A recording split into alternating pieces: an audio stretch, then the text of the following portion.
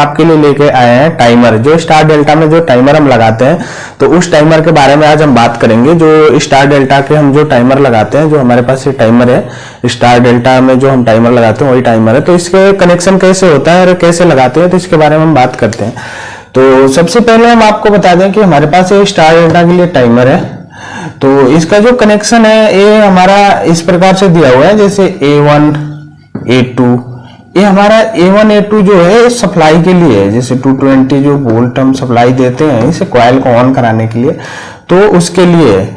और तीसरा चीज हमारे पास एक 15 नंबर है, जो आपको ये दिख रहा होगा 15 नंबर, ये हमारे पास है 15 नंबर। ये हमारा 15 नंबर कॉमन है। और 15 नंबर में जब हम कॉमन सप्लाई देते हैं इसमें, तो जब हम इसमें कॉमन सप्लाई लेते हैं तो इसमें क्या होता है, 16 नंबर हमारा NC देता है, जो 16 नंबर NC आता है हमारा ये, और 18 नंबर हमारा NO मिलता है। 18 नंबर क्या होता है, NO मिलता है, और हमारा ये NC मिलता है। तो जो ये NC होता है, ये NC से हम क्या करते हैं कि डेल्टा कॉन्टेक्टर के थ्रू होते हुए हम स्टार कॉन्टेक्टर को ऑन कराते हैं इससे, क्योंकि जब हम ऑन करते हैं कॉइल, वैसे हमारा स्टार कॉन्टेक्टर ऑन होता है। फिर इसके बाद जब NO का जो सप्लाई है, इसे हम स्टार कॉन्टेक्टर के थ्रू होते हुए डेल्टा कॉन्टेक्टर को हम ऑन कराते हैं इससे।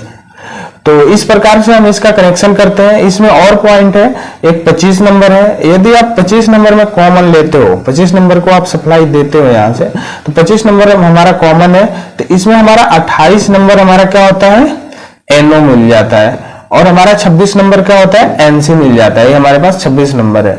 तो इस प्रकार से इसका सप्लाई है। जैसे कि आप देख पा रहे होंगे A1 A2, ये हमारा सोर्स के लिए है, इसमें सप्लाई वोल्टेज लिखा भी हुआ है। जो A1 A2 है ये हमारा सोर्स के लिए है। और हमारा जो ये 15 नंबर है, जो 15 नंबर है, 15 नंबर हमारा कॉमन है, जो आप डायग्राम में देख रहे होंगे। 15 नंबर पे जब हम सप्लाई देते हैं तो हमें 18 नंबर पे NO मिलता है और 16 नंबर पे NC मिलता है।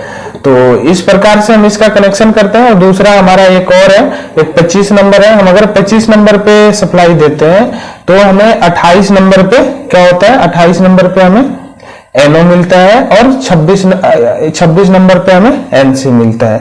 तो हमारा यहाँ पे 28 नंबर है और यहाँ पे 26 नंबर है। तो इस प्रकार से हम इसका कनेक्शन करते हैं स्टार डेल्टा के लिए। तो ये हमारा टाइमर है। आप इसमें सेट कर सकते हैं जितने भी आप सेट करना चाहते हैं, जितने सेकंड पे। तो आपका ये डायग्राम में भी दिया हुआ है डेल्टा स्टार। तो आप कितने सेकंड में स्टार में करना चाहते हैं, डेल्टा में चलाना चाहते हैं, तो इस प्रकार से आप इसे आप सेट करके, मिली सेकेंड है, माइक्रो सेकेंड है, तो इसमें आप आराम से कनेक्ट करके चला सकते हैं। तो ये हमारा स्टार डेल्टा टाइमर का कनेक्शन था। बिल्कुल बहुत ही इजी इसका कनेक्शन है। यदि ये कनेक्शन आपको समझ में भी नहीं आया होगा तो मुझे कमेंट बॉक्स में आप पूछ सकते हैं। टाइमर का कनेक्शन कैसे करते हैं। तो हमारे पास ये आप देख पा रहे होंगे कि एमरॉन का एक टाइमर है। ये हमारे पास एमरॉन का टाइमर है। इसमें ओमरॉन का है, ओमरॉन इसमें लिखा हुआ है। तो हमारा ओमरॉन का टाइमर है। तो इसका कनेक्शन हम कैसे करते हैं, तो पहले हम पढ़ते हैं क्या है। 100 से लेकर 240 वोल्ट AC तक ऑपरेट होगा, 100 to 125 वोल्ट DC तक भी ऑपरेट होगा है। तो हमारे पास ये टाइमर है। तो इसका कनेक्शन के लिए हमारे पास कुछ इसका हम डायग्राम है जो कि दिया हुआ है।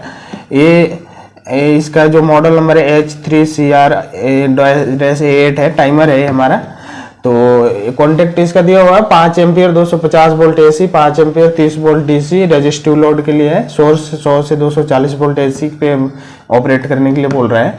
तो सोर्स के लिए इसमें क्या है कि 2 नंबर और 7 नंबर जो हमारा है ये सप्लाई के लिए है। हम इसे 2 नंबर और 7 नंबर में क्या करते हैं, सप्लाई देते हैं। 220 का हम सप्लाई देते हैं।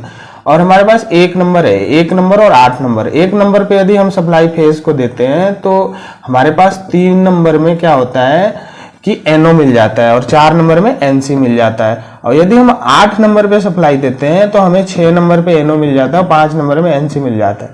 बट इसका प्रोसेस है, जैसे मैंने ऑन करा इसे, मैंने इसे ऑन कराया, ऑन कराते ही 1 नंबर पे हमने सप्लाई दे दिया, फिर 2 और 7 पे सोर्स मिला हुआ है, हमने ऑन कर दिया इसे। ऑन करते ही क्या होगा कि जैसे हम 1 नंबर पे सप्लाई देंगे तो ऑन करते ही हमारा क्या होगा कि इस 4 नंबर पे एनसी मिल जाएगा, एनसी मिल जाएगा। अब जैसे ये टाइमर हमने सेट कर रखा 1 मिनट पे, जैसे 1 मिनट होगा ये एनसी क्या हो जाएगा, एनओ हो जाएगा।